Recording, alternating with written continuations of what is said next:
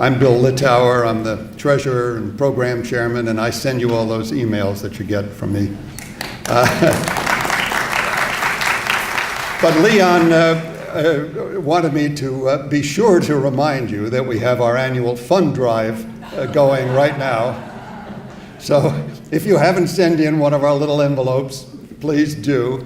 And secondly, if you haven't gotten one of our little envelopes, I'm sure you can find one right outside the door there on your way out.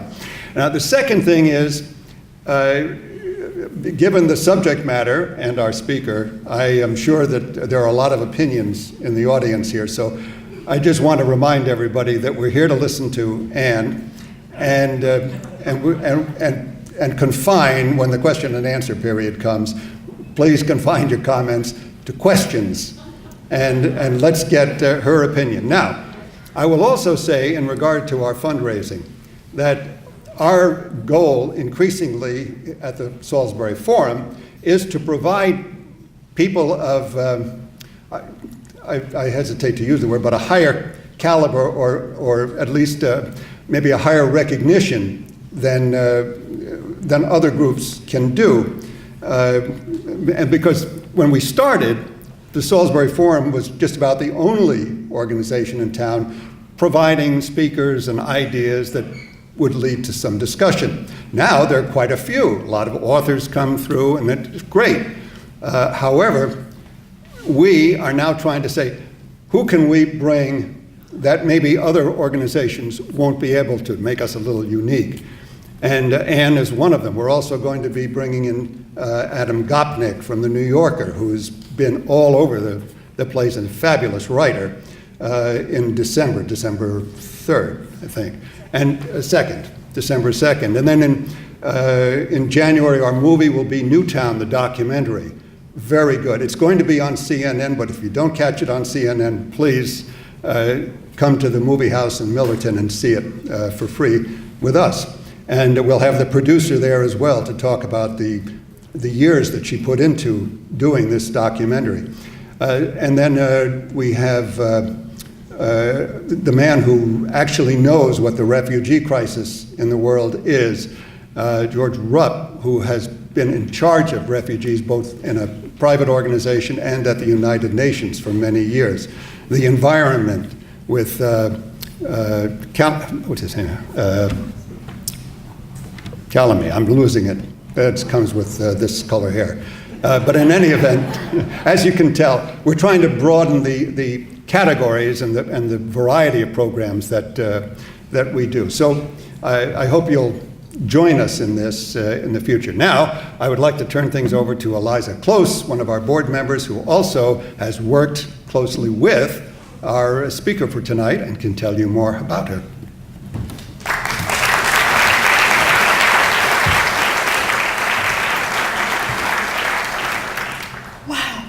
This is really an amazing audience.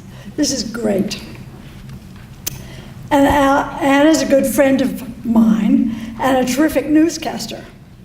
She worked in Moscow for ABC when I and my then husband were stationed in the 80s. She met a good friend of mine named Vint Lawrence and married him in 1886. And then she worked out a way to combine living overseas and living with Vint in Washington. She joined NPR in 1988, covering, among other things, war-torn countries, Afghanistan, Bosnia, the Cosmo, and Israel. Kosovo, sorry. She covered the various national elections for the Iraqi government and continued to report from Baghdad, as well as many other cities. She won a George Polk Award for radio coverage in the war in Iraq. When she returned home from Iraq, she she wrote some books. Naked in Baghdad in 2004, and more recently in 2016, Putin Country, A Journey into the Real Russia. That's for sale after this thing is over. If ever anyone knows about Russia and the world, it's Anne Garrels. And now she will come and speak to you.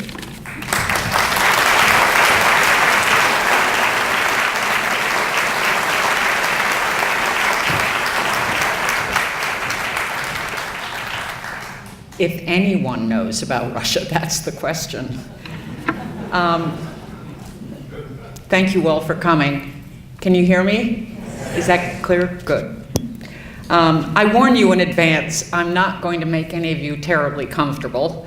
I have no easy answers, and for any number of reasons, I'm way out of practice at being in polite society. So I'm going for it. And I'm going to start by taking you back in time to 1993.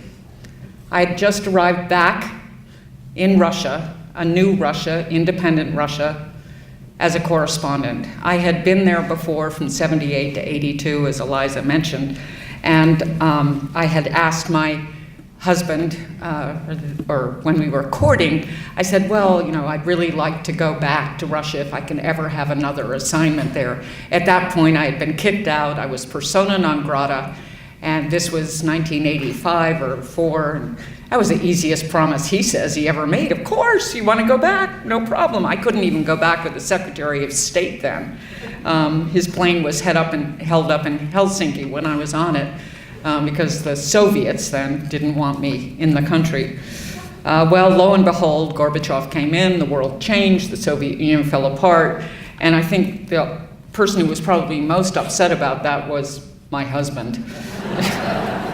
But I went back in 93 and he would join me every 3 months for 6 weeks. Russia had gone through a political, economic, and social earthquake, I think the likes of which we didn't understand then.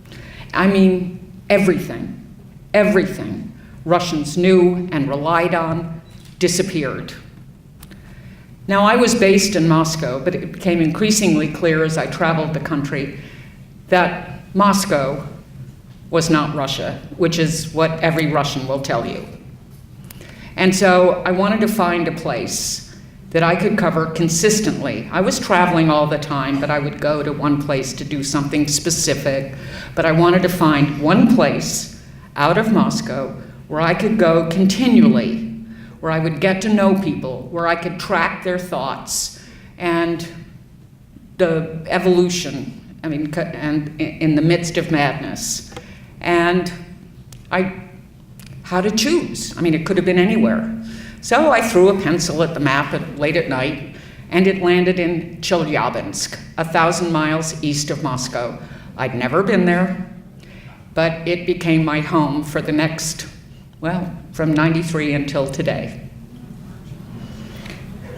When I got there, it was, let me just first say that Moscow isn't like any city in this country. It is LA, Washington, New York, Chicago, everything all wrapped into one, a huge sucking sound. The rest of the country is nothing like as rich, and that even includes St. Petersburg.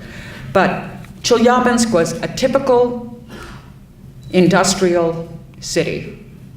Like many industrial cities in Russia or in the Soviet Union, it had been closed until the breakup of the Soviet Union and until 92, really. When I got there, most people were unemployed.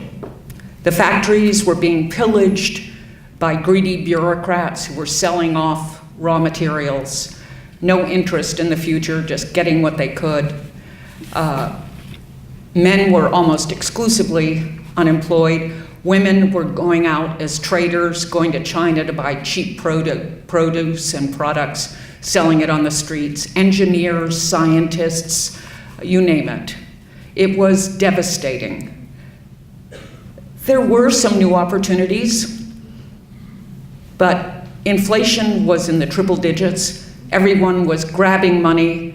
that they had, and immediately going to the bank and transfer, or to an illegal exchange, and changing it into dollars and putting it under the mattress.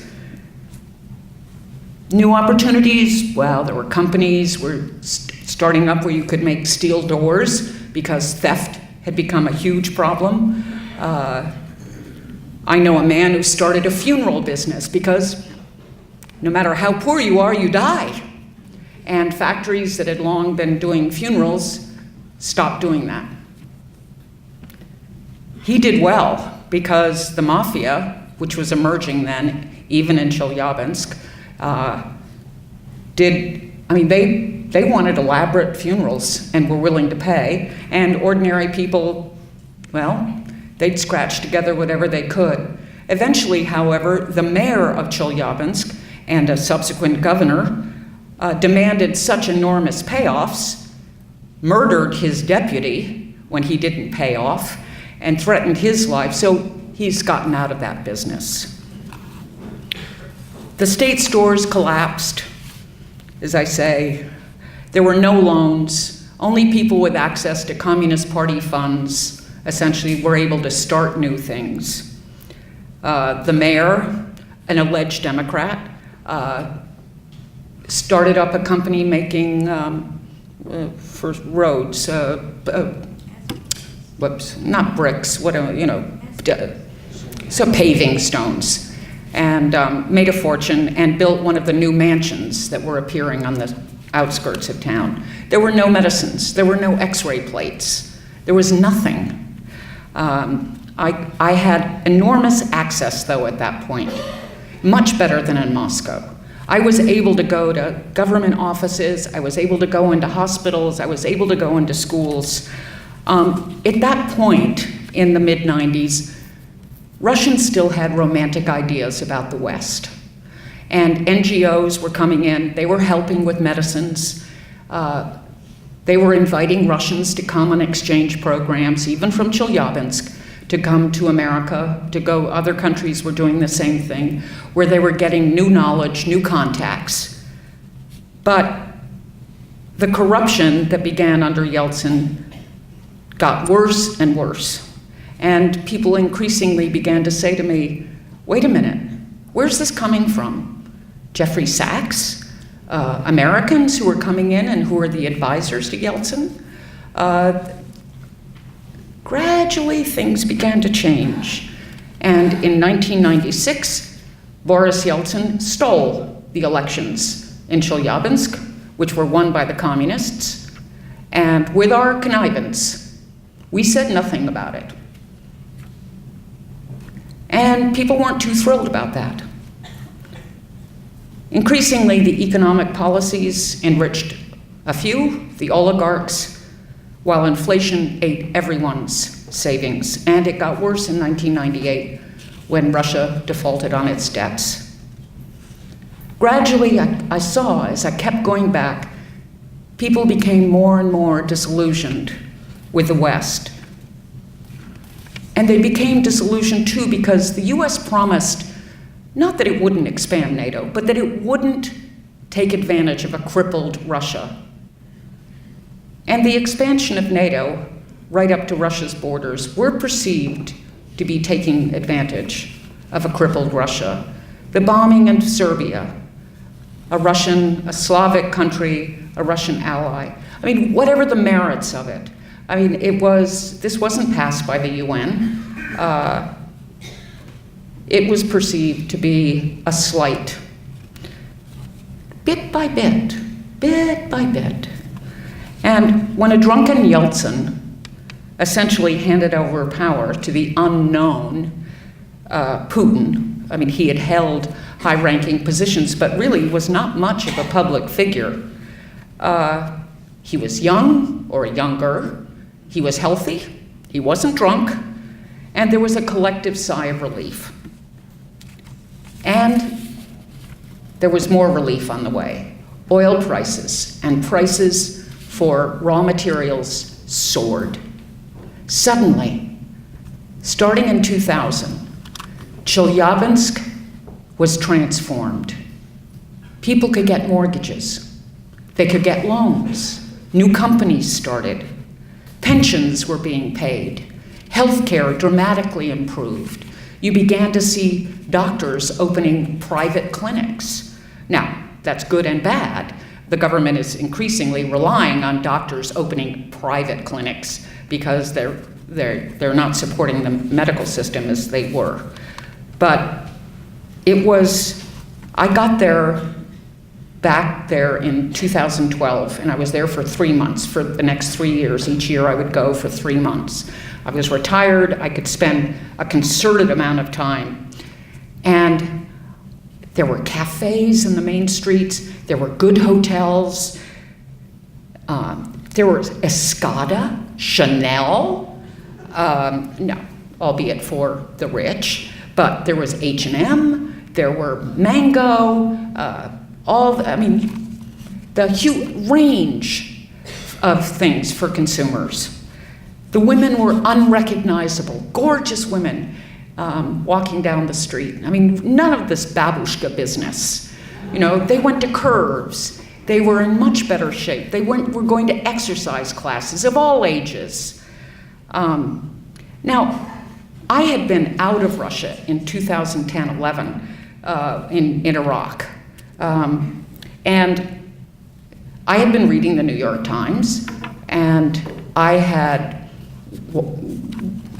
heard about the massive demonstrations against election fraud and against Putin or against the government. It's hard to say it was really against Putin per se, in Moscow. And I anticipated antipathy to him when I got back to Chelyabinsk in 2012. Oh, all those demonstrations that you saw in Moscow were not replicated across the country. They were really exclusively a Moscow phenomenon. And it wasn't just that people were becoming increasingly leery about confronting the government, but people were increasingly supporting Boris Yeltsin, and especially his foreign policy. People were sick of beating up on themselves. They were sick of the world beating up on Russia. Putin took advantage of this and ran with it. I mean, that included sort of reevaluating history, finding new heroes. Does this sound familiar a little bit? Let's make Russia great again. He was looking for something good in Russia's past. Now, that has meant distorting history to some extent. Stalin suddenly became a new hero again after having been excoriated. But initially, the transformation was largely apolitical. People in the 2000s, up until 2010, 12, 13, they were living better. They were aspiring and beginning to realize a middle-class life. They were able to go on vacations. They were going to Turkey. They were going to Egypt. I mean, on cheap, incredibly cheap, but very effective tours. In the meantime, Putin took over the media. People didn't really pay attention. And initially, when he took over the media, it was still relatively mixed. I mean, balanced. No longer. It became increasingly xenophobic, increasingly anti-American. Meanwhile, the opposition ate itself alive. They were fragmented, they fought with each other, they really had no plan, and nothing that they were able to offer the country that competed with Putin's vision of a better, greater Russia. Increasingly, the judiciary was taken over, corrupted, politicized. And I kept asking friends as I saw this more and more, where are the red lines? How far can he go before people will say, whoa? How far can he trample on human rights? And some people said the internet. But Putin's been very clever. I mean, he has controlled the TV media completely. And he has put in, the internet is still free enough for young people. You can watch movies, music, anything you want. Pirated, you can have a pretty free discussion on the Russian version of Facebook, or in English, Facebook. But some people have been singled out just to make the point that don't think you can go so far. And it is true that opposition figures who became too popular or looked like they were going to be a threat to Putin in some way, not that there have been many of them, frankly, they put their head above the transom, off with it. Tax police come in, I mean, some trumped up charges. So, I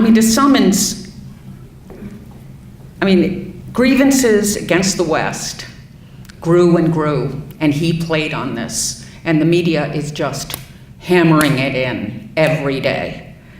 And his this just grown and grown in the 16 years that Putin's been in power. But it certainly took on a heightened intensity in 2014 after we got involved in Ukraine, pushing the Maidan protests, supporting them, and the unconstitutional overthrow of the Ukrainian government. Now, that's not the way we like to put it, because we overthrew, a Russian ally, a Russian who didn't want to be, a pro-Russian who didn't want to be part of Europe, who was backing away from all of that. But the truth is, we got involved in a country that mattered a lot to Russia. And we had been increasingly involved in Crimea, which is where the Russian Navy is based. That had been a hot spot. We knew it was a hot spot. We knew that that was one of the issues that had to be dealt with care and nuance. And we did not deal with it that way.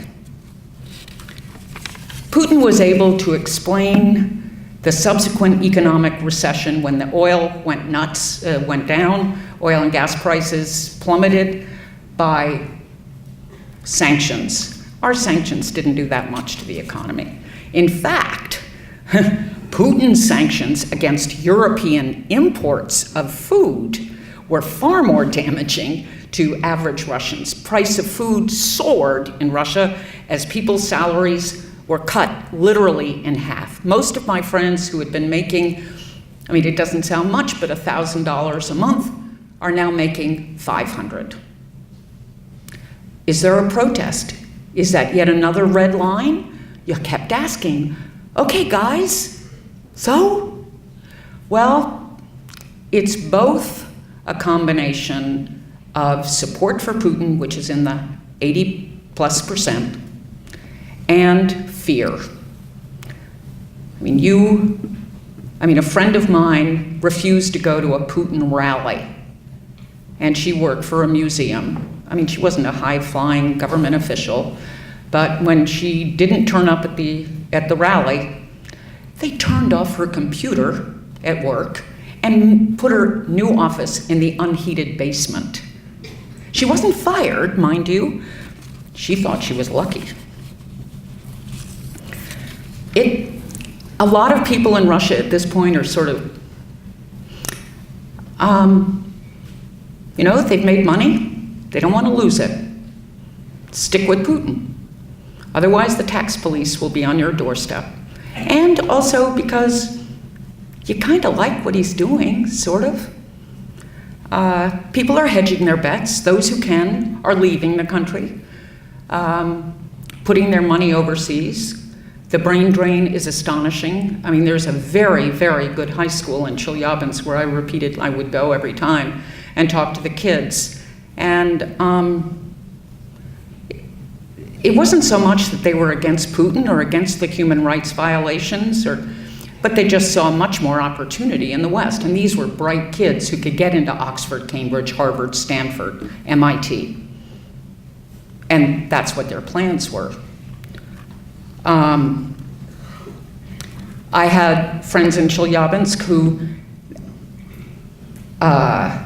were having their babies in Miami. Now, I tried to sort this out because, you think it's, wait a minute, immigration, coming here, having your kids. I mean, you go to get your visa and you're, out to there. I mean, it's sort of obvious. I don't quite understand how this works, but it's a raging business in Miami with Russian translators having their babies in Miami. The children get a passport, and Chelyabinsk? And just incidentally, one of the most successful programs that the State Department ever conceived was bringing in Russian kids in the summers to work at summer camps, resorts, as maids or whatever. And the kids, their English became excellent. They had a great time. They made money. They traveled. Many stayed, probably too many. Anyway, it was a hugely popular program, even in Chelyabinsk, which is a city of 1 million, and a region the size of Belgium, which is only 3.5 million people. 3,000 people as of 2012 had been on this program to the United States, and it was enormously effective. The kids came back with an appreciation, as they put it to me again and again, of what was possible. And the State Department is cutting that program back, and similarly, the Russians are vilifying it as a way of recruiting Russian spies by Americans. I'll just sum up in some ways, the Cold War ended to a great degree because Russians saw the US and romanticized it, I have to say, as a successful and prosperous model that they wanted, to emulate. But then our failures in Afghanistan, Iraq, mistreating sort of Russia in the international sphere. Putin's made a huge deal of, Obama called Russia a regional power instead of the Russian self-image of a cornered and offended partner may be to some degree cynical, but it belies a very real sense of injury and betrayal amongst people I've come to know, even people who are sort of Democrats. They've been willing to put up with an assault on their own democracy. I think it's essential to understand that America's problems with Russia aren't just solely Putin. Neither Putin's departure nor broader regime change will resolve the challenge we have with a resurgent Russia. As I said, his foreign policy enjoys overwhelmingly elite support, but also it resonates with the public. The issues are geopolitical, and we're going to have to find a way to deal with Russia. I don't have easy answers, as I said at the beginning. I don't know how we find a way, but calling Putin names, I think we now understand he is there to stay, or someone like him, and in fact, it could be worse.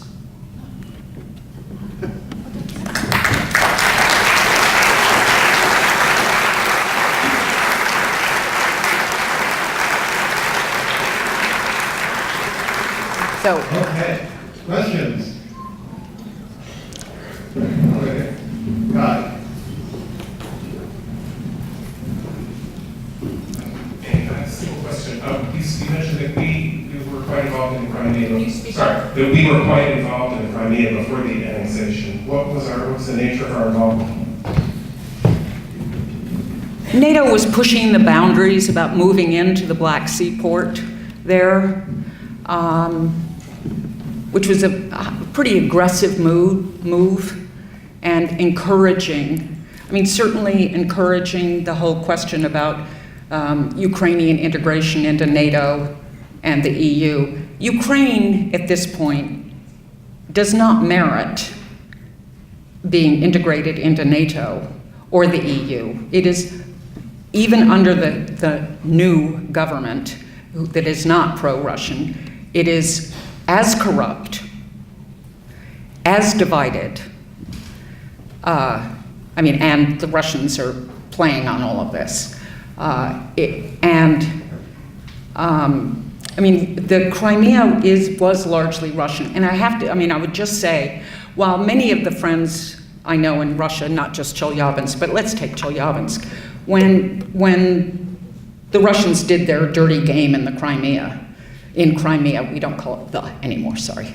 I was stunned at how this was popular across the boards in Russia.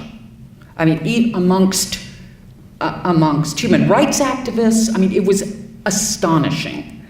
Now, Russia's involvement in eastern Ukraine, in the Russian-populated area of eastern Ukraine, that's far more controversial.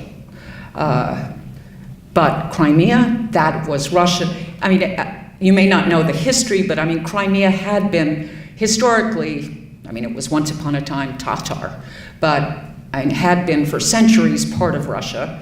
And then when the Soviet Union emerged, Khrushchev in the 50s gave it to Ukraine sort of as a gift. Well, it was all the same thing, Ukraine, Russia, they were all part of one country. It was sort of like giving Cape Cod to Connecticut. That wouldn't be very popular, though, would it? It was all part of the same country. Well, it's a big deal. But the population was overwhelmingly Russian and overwhelmingly Russian military. They had been there, they were stationed there, many of them then retired there. This had been, in fact, so much so that, the issue was so important from day one. I had done a story for NPR. I had gone to Ukraine in 98, 7. They replayed my story in 2014 when Putin took over Crimea, because it was, it wasn't so much that it was prescient, it was just that it was a burning issue all those years. And I think we made it very easy for him.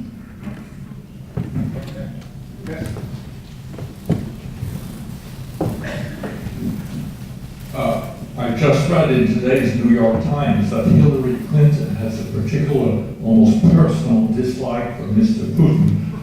Now, if she gets to the White House, which is a possibility, and she becomes more warlike, how do you think the relationship between our country and Russia might evolve, and what might Putin do? It is the question of the day.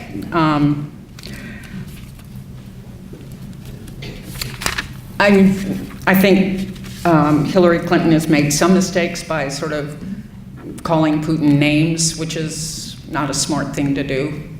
But I think looking at Russian experts that I know, they're all, and who may well be in the next government, they're all grappling with how do you deal with an emergent Russia. And it's not easy. Somehow challenging, but where we need to, but working with them where we need to. I think Putin, is sort of, at this point in time, warmongering, but I personally don't think he's going to push the button. But he's certainly making it clear in the run-up to whoever is going to be our next president, that I'm a player and don't call me a regional power.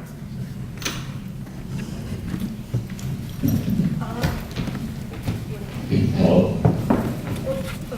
And most people, when they look at Russia, they think about policy, foreign policy, they look towards Europe and the United States. And They what? they look towards Europe and the United States. They look west. But there are, I believe, 8 time zones east of Moscow. And Chelyabinsk is right on the line between the Urals and the rest. What about China and Russia, that vastness of all the resources and the water, things that China needs, plus space for its people? It's a great question. Russia has a love-hate relationship with China. It's terrified of the yellow hordes to the south of it. On the other hand, it's using China now, both for economic reasons, investment. It hasn't worked out as well as they hoped. I mean, they certainly turned east when Europe showed its displeasure with Russian policies. But the China has not proven to be quite the gold mine they hoped. And Russians are, I mean, you go out into the Far East, they're terrified of, the Chinese coming across the border, emigrating. Even in Chelyabinsk, you see this sort of fear of the Chinese, which is somewhat overplayed. There aren't nearly as many Chinese immigrants as the Russian media used to talk about. I mean, now that Putin's policy is to be friendly with China, but nonetheless, Russians are really quite anti-Chinese. They're in Chelyabinsk. There's a bunch of Chinese come every summer and very successfully develop gardens, tomatoes, cucumbers for the summer, and so successfully that people, accuse them of using all sorts of. I mean, they work hard. They live in lean-tos. They, do it for 3 months. But the other interesting thing is that Chinese don't want to go to Russia because the salaries there are much worse than in China, except for agricultural workers, who are coming from the depths of the. But I know a Chinese businessman in Chelyabinsk who is setting up a shoe factory and something else. He can't get engineers and technicians because the salaries are simply worse and the standard of living worse than in urban areas of China.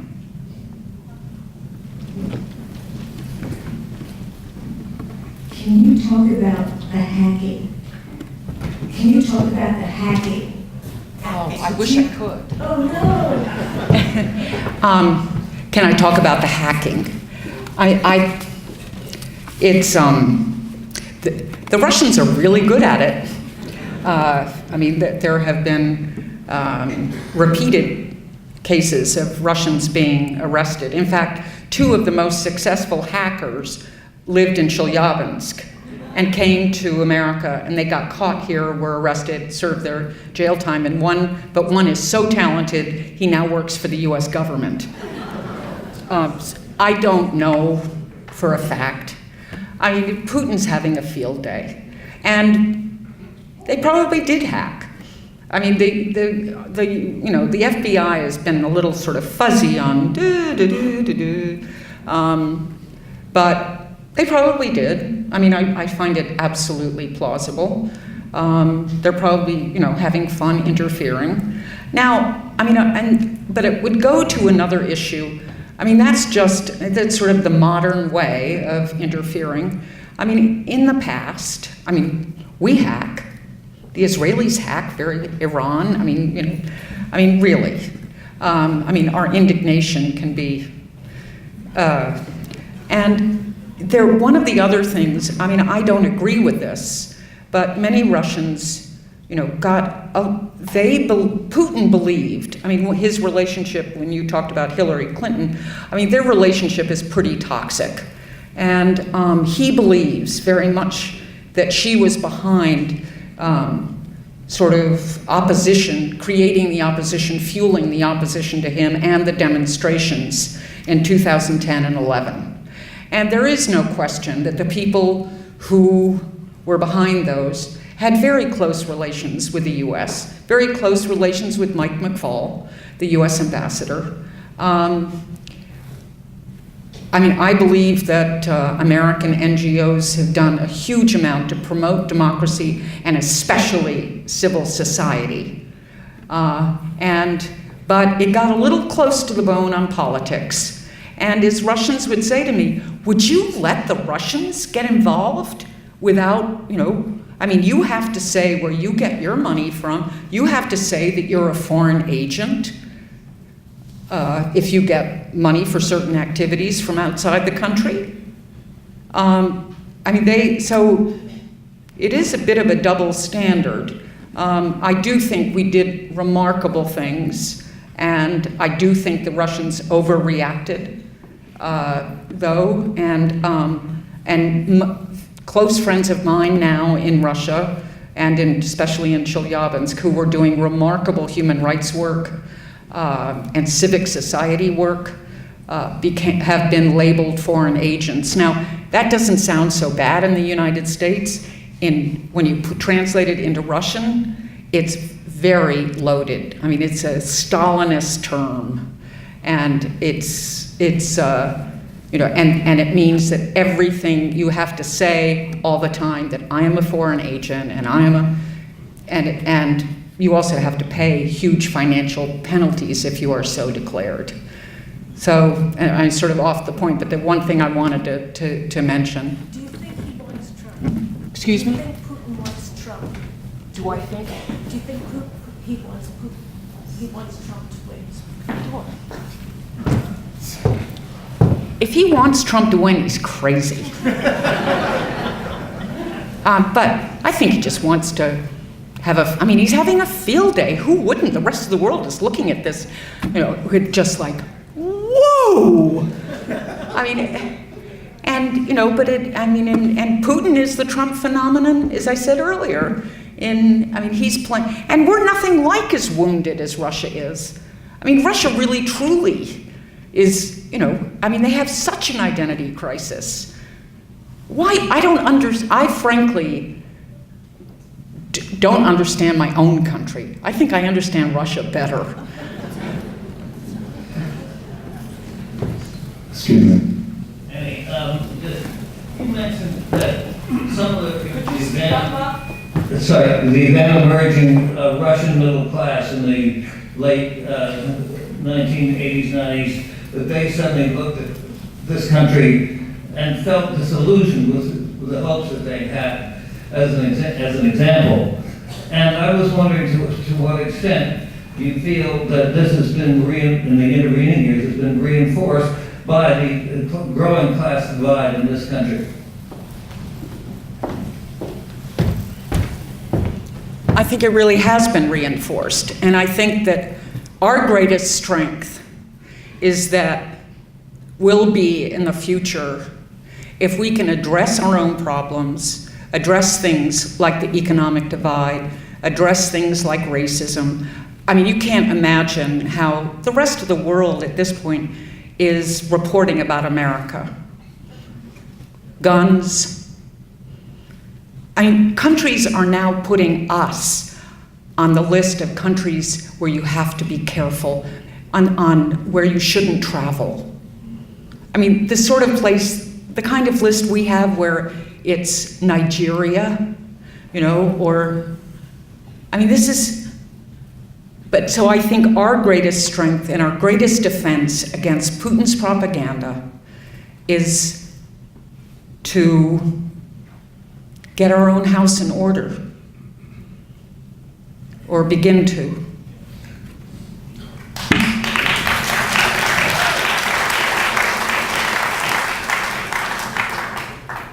I really liked your book, and hello. I liked your book, but in some ways the conclusion that I reached at the end was that it was a very sad story. Am I right? I'm sorry, what? It was a sad story. Russia? No, your book in general. The story that no. My book is a sad story? Actually, I don't think my book is. Some people, some of the reviews, sort of go, God, this was unremittingly But it's actually not. There are a lot of extraordinary people, and they remain so despite everything. And so, and I just actually, I Skype with, I'm hoping to get back. But Skype is the one place where actually people still feel remarkably open speaking on Skype. Their emails, but Skype they feel, and I just spoke to my driver, you know, the taxi driver, but I mean he's worked with me for many years, and in some ways his story isn't so great because he's HIV positive, as he finally confessed to me, and he's not being treated. However, he does seem to be okay, and he's just started a business with his family, and he seems to be doing okay in the midst of madness. And people are resilient, but I mean, there's no question that other friends, other people I know, especially journalists of integrity, can't work. And increasingly, free discussion is moving back into the kitchen table, around the kitchen table. I mean, Russian friends of mine said, I will never go back to the kitchen. Well, where dissidents always met and spoke. Well, they're going back to the kitchen. Ma'am, despite Donald Trump's kind of obvious lack of skill when it comes to foreign policy, do you think his current and prior relationship with Putin could help mend the U.S.'s relationship with Russia if he were to be elected? I see absolutely no indication that Trump has a foreign policy team worthy of America. I am not impressed with the people who have so far come forward and said they would be willing to work for him, or the people he has chosen.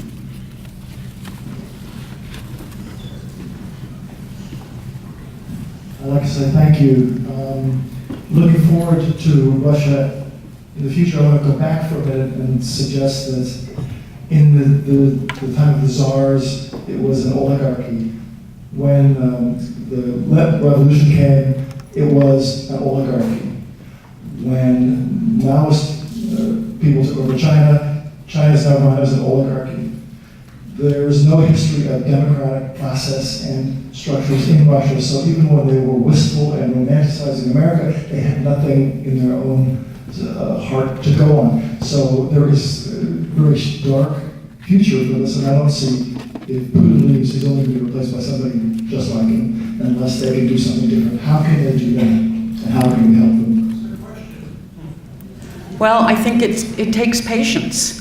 I mean, you're absolutely right. I mean, there is no history of democratic governance in Russia or the Soviet Union. And the idea that it was suddenly going to emerge in 91 or 88, you know, on with perestroika, glasnost, then Yeltsin, given all of the challenges. And Russians so far, not all, but unfortunately the majority seem to have allowed their, you know, are not protesting the closure of civic society, the closures on the, you know, the corrupt judiciary, the lack of space to protest in any way, the fact that, you know, opposition figures now can't get on television. I mean, and unfortunately, there's a lack of appealing opposition figures at this moment. I mean, they are, they're also their own worst enemies. They can get on the internet. I mean, if you really want to find out something, you really want to support somebody, you can do it on the internet. I mean, it's not, but it's going to be a long time. And it's going to, and increasingly, Putin's narrowing the space. People are fearful, mainly for economic reasons, not so much because they necessarily will go to jail. It's not quite as like the Soviet Union, but now they've got financial reasons for being concerned. They can lose their business. The tax police is a very powerful weapon.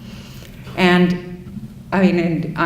question that hasn't come up, but I mean, of course, somebody was saying that the best thing that the US could do would be to, hack Putin and his finances and reveal it. The thing is, everybody knows, and they don't care. Putin is, they care about other people in the government. They don't really like their government very much. They hate the corruption. But somehow Putin is Teflon for many Russians. It's kind of like, every time I ask people, Trump said this and Trump said that, and they say, oh, he didn't mean it. Or,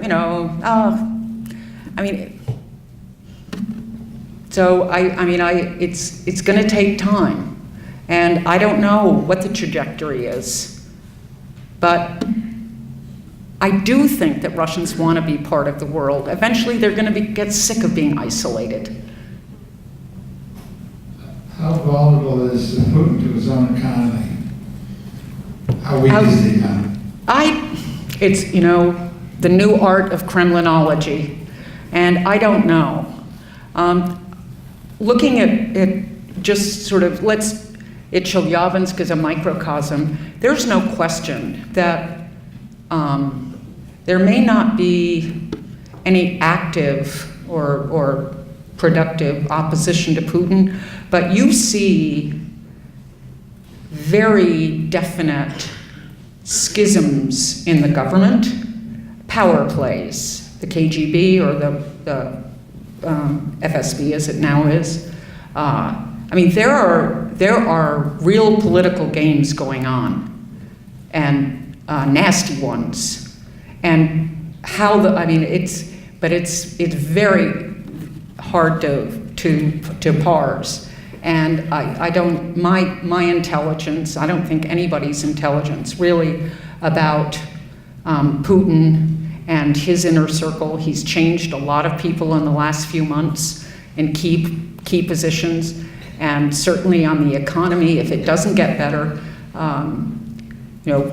people have put up with it because he said it was the sanctions. But I think eventually, if incomes continue to be at their low level and people's lives, not improving the way they were, he's going to have trouble. And one big problem he has not done since he came in 2000 is to diversify the economy. It's a serious issue. And the bureaucracy and the corruption just makes it impossible. There was this wonderful telling story when Medvedev was president and he was in California and Silicon Valley, and he was actually talking to a Russian immigrant and said, why don't you come back? And he said, because here I can fill out 5 pieces of paper and start up a business, and there, forget it. Between the payoffs and the bureaucracy, I'll never be able to start the same kind of business I'm doing here. So, that's one caveat on bad news, but in good news, actually, his sanctions against Europe and European produce, food products, has actually paid off. Russian agriculture is, I wouldn't call it booming, but Russia has now exceeded the US as a grain exporter. Foodstuffs are, agriculture is, after having, after 88 really, you can't imagine how agriculture was gutted in Russia. People just slaughtered their herds. The government was no longer providing fertilizers, feed, the farming system fell apart, state and collective farms. It was a disaster. And even until, even until now in Chelyabinsk, you would go through and just see fields, empty fields, and rundown barns. Well, that's beginning to turn around. But they still can't make good cheese. And all my friends, I think the thing they regret most about everything is that there's no brie. I just wanted to ask you about Syria, because it seems to me that if there's a point of confrontation between the U.S. and Russia, it's not the Ukraine, it's Syria. And what is he planning? Where is he going to stop? What do we do? Oh, that's the best. I wish I knew, once again. I think Putin, to some degree, has us over a barrel. We tried to support the opposition, not very effectively. And the opposition now is so fragmented, we don't know who we're trying to support. And I don't think Hillary Clinton's idea of a no-fly zone, nice as it sounds, is viable, because we would end up awfully close to shooting at Russians.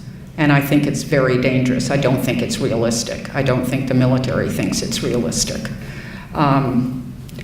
Kerry has kept the door open to negotiations, and I think we're going to have to suck it up a little bit and continue. And it's a horrible, horrible situation, but it is a place where, I mean, I don't think Putin's going to back down. It's his one foreign. I mean, they want a port in Syria. They want to be considered a player in the Middle East.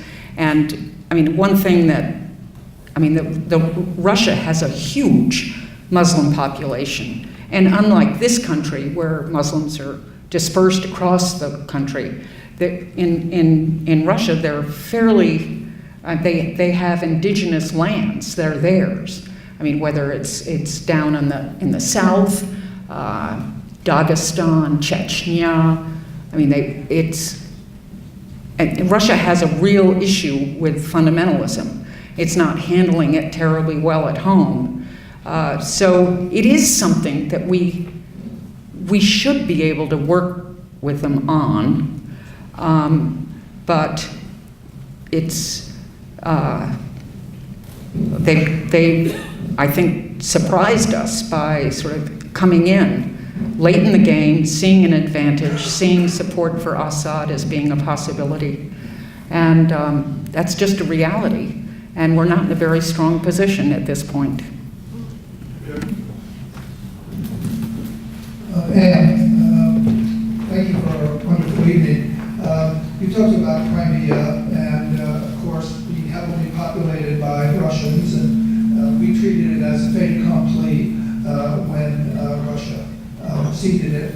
The one that worries some of us more is the Baltics, which are also, as I understand, heavily Russian populated, or at least one or two of them are. I don't know my Estonia from my Lithuania from my Latvia. But you read about war games where they can come in and be at the gates of the capital cities in 48 hours, because we have essentially no troops there to prevent that, and they have 300 tanks in one case I read about. Can you hypothesize about the calculus that Putin might bring to that? Would it be incredibly popular and help him at home if he just made that a fait accompli by moving in? Does he believe that NATO would treat it as a tripwire issue and we're into a nuclear war? Any thoughts would be helpful. Once again, a great question. There's a huge amount of saber rattling going on right now. The Russians have recently moved missiles to Kaliningrad, which can hit the Baltics. I mean, it's a deliberately provocative move.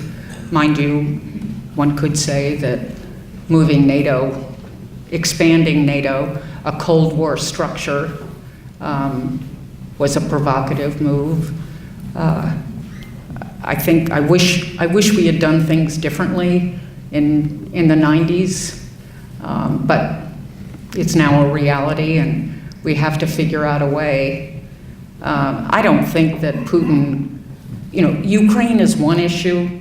I mean, it's little Russia for many Russians. I mean, they feel like it's sort of part of their country. I don't think they feel that way about the Baltics. And I don't think there would be support for another costly war. I think already the Russians are getting war weary. the cost is high. And also, finally, after a huge military buildup over the past decade, and where it's taken, it absorbed a huge portion of the gross national product. It's going down finally. What was I just saw something interesting. Let's see if I can find it. Doo-doo.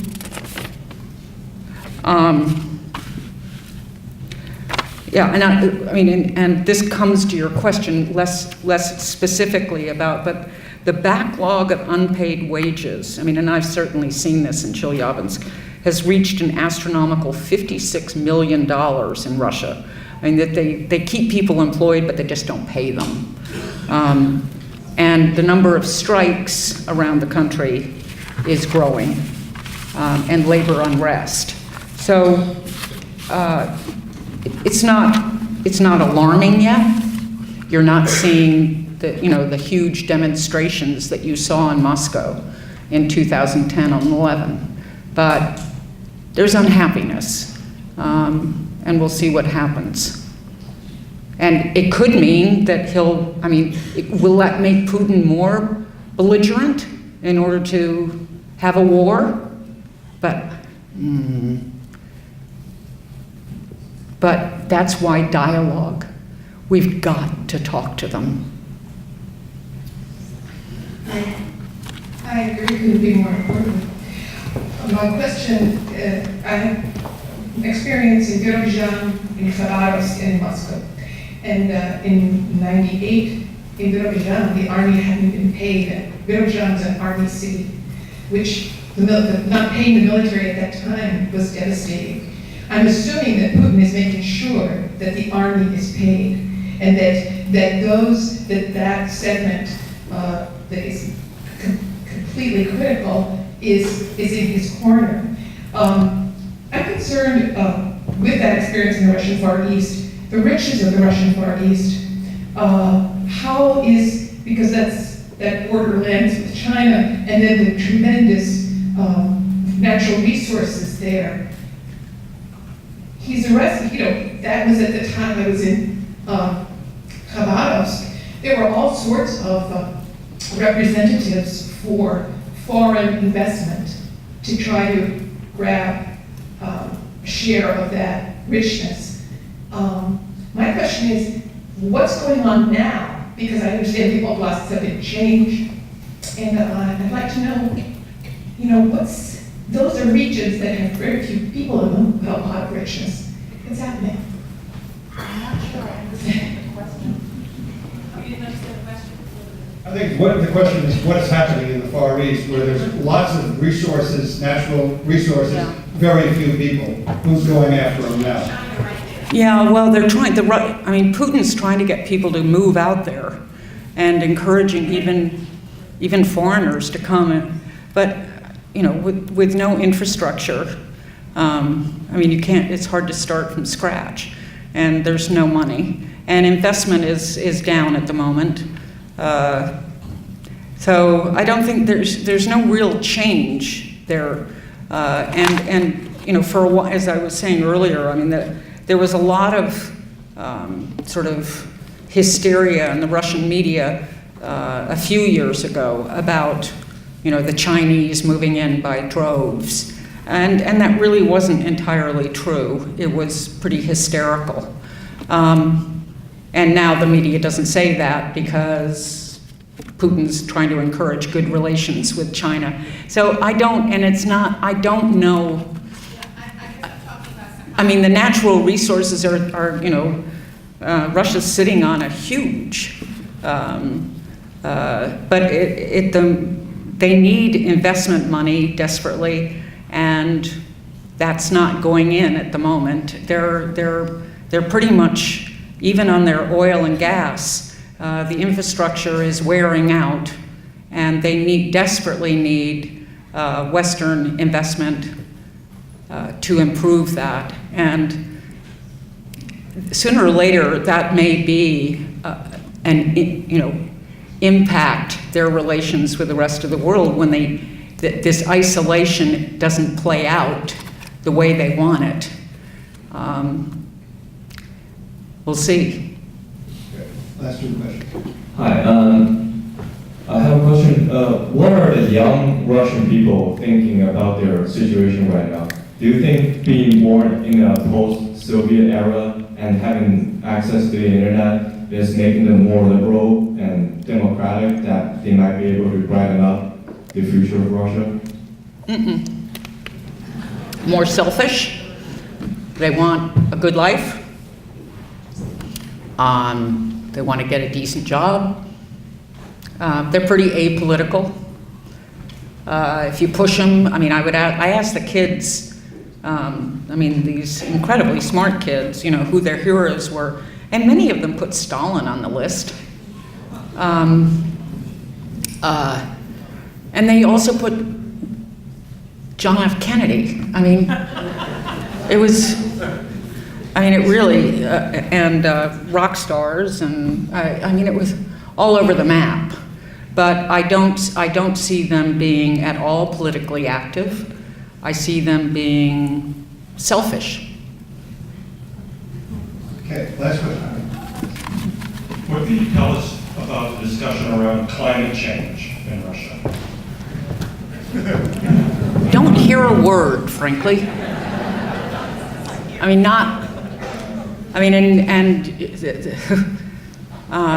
Not a word. It's not something that ever came up in a conversation.